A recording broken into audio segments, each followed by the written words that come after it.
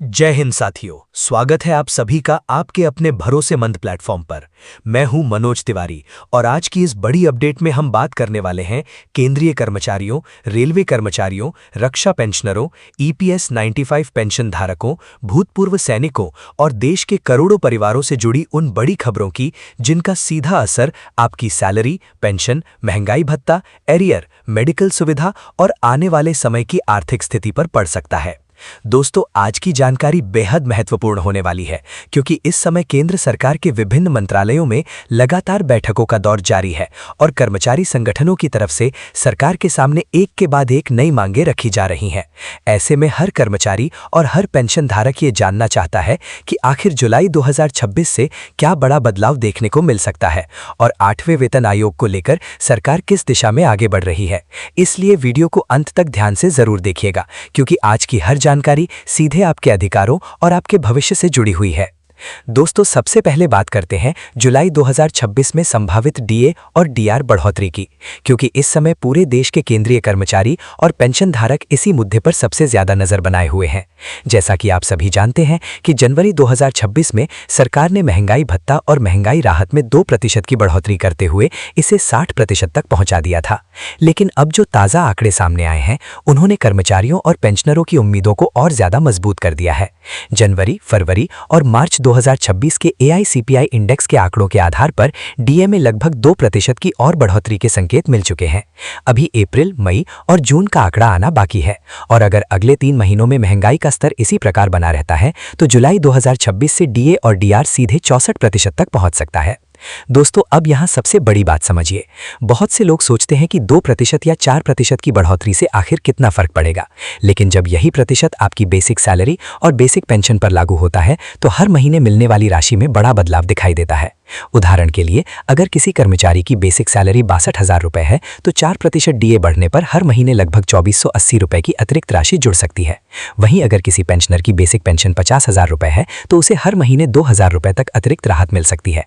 यही वजह है कि कर्मचारियों और पेंशन धारकों के लिए डीए केवल सरकारी घोषणा नहीं बल्कि हर महीने की जरूरतों से जुड़ा हुआ विषय बन चुका है। अब दोस्तों, यहाँ एक और महत्वपूर्ण बात सामने आती है। पिछले कुछ वर्षों में महंगाई जिस रफ्तार से बढ़ी है उसने कर्मचारियों और बुजुर्ग पेंशन धारकों की आर्थिक स्थिति पर बड़ा असर डाला है। दवाइयों के खर्च लगातार बढ़ रहे हैं, गैस सिलेंडर, राशन, बिजली, यात्रा खर्च और अस्पतालों के बिल हर महीने परिवारों का बजट बिगाड़ रहे हैं। ऐसे में अगर जुलाई 2026 में 4% तक डीए बढ़ता है तो ये करोड़ों परिवारों के लिए राहत की खबर साबित हो सकती है। यही कारण है कि कर्मचारी संगठन लगातार सरकार पर दबाव बना रहे हैं कि वास्तविक महंगाई के अनुसार कर्मचारियों और पेंशन धारकों को राहत दी जाए। अब दोस्तों, बात करते हैं उस मुद्दे की जिसने पिछले कुछ दिनों में हजारों पेंशन धारकों को परेशान कर दिया, और वो है डीआर एरियर में 2, 3 या 4 रुपए कमाने का मामला।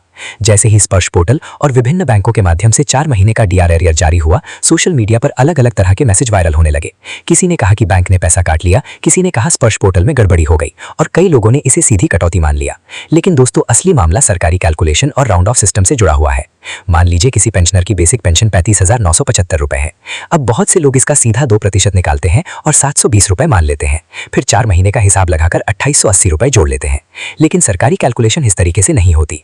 पहले पुराने 58% डीआर के हिसाब से कुल राशि बनाई जाती है, उसके बाद नए 60% डीआर के हिसाब से राशि निकाली जाती है और दोनों राशियों के बीच जो वास्तविक अंतर आता है वही एरियर माना जाता है।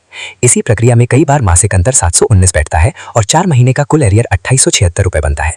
यही वजह है कि लोगों को 4 रुपए कम दिखाई देते हैं। इसमें किसी प्रकार की कटौती नहीं होती बल्कि ये पूरी तरह सरकारी राउंड ऑफ सिस्टम का हिस्सा होता है।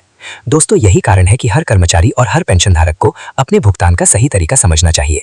केवल सोशल मीडिया पर वायरल हो रहे मैसेज देखकर निष्कर्ष निकालना सही नहीं है। अगर अंतर बहुत छोटा है तो वो सामान्य राउंड ऑफ का मामला हो सकता है, लेकिन अगर अंतर बड़ा है तो तुरंत अपने बैंक, विभाग या स्पर्श पोर्टल पर शिकायत दर्ज करनी चाहिए। हमेशा पीपीओ, बैंक स्टेटमेंट और भुगतान रिकॉर्ड को मिलाकर देखना चाहिए। अब दोस्तों, यहाँ एक और बड़ी जानकारी समझिए। आरबीआई ने अपने मास्टर सर्कुलर में साफ कहा है कि पेंशन का भुगतान महीने के अंतिम कार्य दिवस पर किया जाना चाहिए। अगर बैंक बिना उचित कारण के पेंशन में देरी करता है तो पेंशनर शिकायत दर्ज कर सकता है। कुछ मामलों में देरी वाले दिनों पर ब्याज की मांग भी की जा सकती है। हालांकि ये ब्याज अपने आप खाते में नहीं आता, इसके लिए लिखित आवेदन देना पड़ता है और बैंक मामले की जांच के बाद कार्रवाई करता है। यही वजह है कि अब पेंशन धारकों को अपने बैंक रिकॉर्ड और भुगतान की स्थिति पर लगातार नजर रखनी चाहिए। अब दोस्तों सबसे बड़ी चर्चा 8वें वेतन आयोग को लेकर चल रही है। पिछले कई महीनों से कर्मचारी संगठन लगातार सरकार के सामने नई मांगे रख रहे हैं। रेलवे कर्मचारी संघ, रक्षा मंत्रालय से जुड़े संगठन, डाक विभाग और विभिन्न कर्मचारी यूनियनें लगातार फिटमेंट फैक्टर बढ़ाने की मांग कर रही हैं। इस समय सबसे ज्यादा चर्चा 3.5 से 3.8 फिटमेंट फैक्टर को लेकर हो रही है। अगर भविष्य में सरकार इस दिशा में कोई बड़ा फैसला लेती है तो कर्मचारियों की बेसिक सैलरी और पेंशन दोनों में भारी बढ़ोतरी देखने को मिल सकती है। दोस्तों अभी 7वें वेतन आयोग में 2.57 फिटमेंट फैक्टर लागू किया गया था, लेकिन अब कर्मचारी संगठनों का कहना है कि वर्तमान महंगाई और बढ़ती जीवन लागत को देखते हुए ये पर्याप्त नहीं है। सूत्रों के अनुसार अगर उच्च फिटमेंट फैक्टर लागू होता है तो न्यूनतम बेसिक वेतन 18,000 रुपए से बढ़कर 50,000 रुपए तक पहुंच सकता है। वहीं न्यूनतम पेंशन में भी बड़ा बदलाव देखने को मिल सकता है। यही कारण है कि इस समय पूरे देश के कर्मचारी 8वें वेतन आयोग की हर गतिविधि पर नजर बनाए हुए हैं। अब दोस्तों यहाँ सबसे महत्वपूर्ण बात यह है कि चर्चा ये भी चल रही है कि 8वें वेतन आयोग का लाभ 1 जनवरी 2026 से प्रभावी माना जा सकता है, जबकि वास्तविक भुगतान 2028 के आसपास शुरू हो। अगर ऐसा होता है तो कर्मचारियों और पेंशन धारकों को लगभग 2 साल का एरियर भी मिल सकता है। यही वजह है कि लाखों कर्मचारी और पेंशन धारक इस समय सरकार की अगली घोषणा का इंतजार कर रहे हैं। अब दोस्तों बात करते हैं एडिशनल पेंशन की बड़ी मांग की।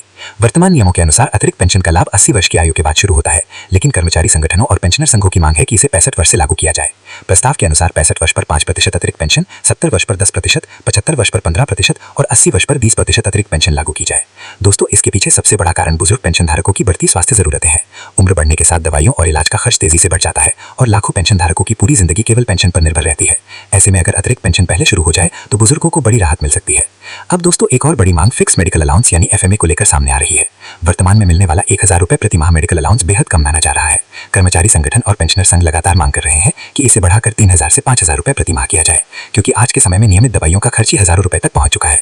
यही वजह है कि मेडिकल सहायता को लेकर सरकार पर दबाव लगातार बढ़ता जा रहा है। दोस्तों अब बात करते हैं 18 महीने के लंबे डीए एरियर की। कोरोना काल के दौरान रोका गया डीए और डीआर एरियर आज भी लाखों कर्मचारियों और पेंशन धारकों के लिए सबसे बड़ा मुद्दा बना हुआ है। सरकार कई बार स्पष्ट कर चुकी है कि फिलहाल भुगतान का कोई प्रस्ताव नहीं है, लेकिन कर्मचारी संगठन लगातार कानूनी लड़ाई लड़ रहे हैं।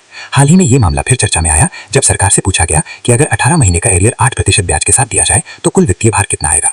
दोस्तों अगर भविष्य में इस मामले में कोई सकारात्मक फैसला आता है तो कर्मचारियों और पेंशन धारकों को बड़ी राहत मिल सकती है। अब दोस्तों अंत में सबसे महत्वपूर्ण बात यही है कि आने वाले कुछ महीने केंद्रीय कर्मचारियों, पेंशन धारकों और भूतपूर्व सैनिकों के लिए बेहद अहम साबित हो सकते हैं। जुलाई 2026 डीए बढ़ोतरी, 8वां वेतन आयोग, एडिशनल पेंशन, मेडिकल अलाउंस और लंबे एरियर जैसे मुद्दे सीधे करोड़ों परिवारों की आर्थिक सुरक्षा से जुड़े हुए हैं। इसलिए हर अपडेट को सही तरीके से समझना और अफवाहों से बचना बेहद जरूरी है।